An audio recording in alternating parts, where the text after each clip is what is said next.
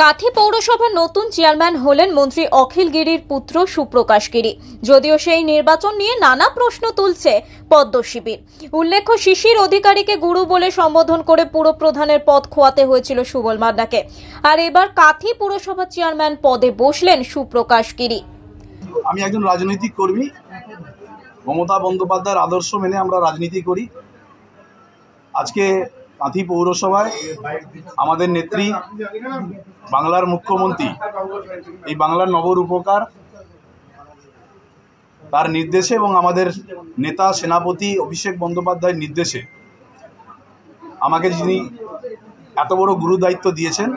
এ বিষয়ে অখিল গিরি বলেন, সুবল মান্না দল বিরোধী কাজ করেছিলেন, তাই তার বিরুদ্ধে ব্যবস্থা নেওয়া হয়েছে।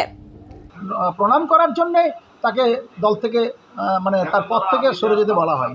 উনি যে বক্তৃতাটা করেছেন সেটা সম্পূর্ণভাবে দলবিরোধী কাজ। তাকে চেয়ারম্যানের পদ দিয়েছিল তৃণমূল কংগ্রেস। উনি কিন্তু শিশিরবাবু সে পদটা পেয়েছে শিশিরবাবুর জন্যে, এটা তিনি উক্তি করেছেন, অর্থাৎ দলকে অস্বীকার করলেন। যে দলের প্রতীকে যা নির্বাচিত একজন কাউন্সিলর, সে তাকে দলের হুইপ দিয়ে তাকে চেয়ারম্যান করা হয়েছিল, তাই দলকে সম্মান দেওয়া তার উচিত ছিল। সেই জন্যই এটা মনে হয়েছে দল বিরোধী কাজ, এর জন্য তার প্রতি অনাস্থা হয়। উল্লেখ্য, সুবল মান্না অপসারিত হওয়ার পর উপপৌরপ্রধান সুপ্রকাশ গিরি সেই দায়িত্ব সামলাচ্ছিলেন।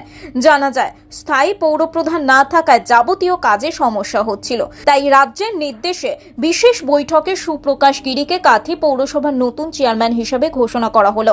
ভাইস চেয়ারম্যান হলেন নিরঞ্জন মান্না। এই সিদ্ধান্তে খুশি তৃণমূল কর্মী সমর্থকরা। পূর্ব মেদিনীপুর থেকে প্রদীপ কুমার মাইতের রিপোর্ট, ওঙ্কার বাংলা।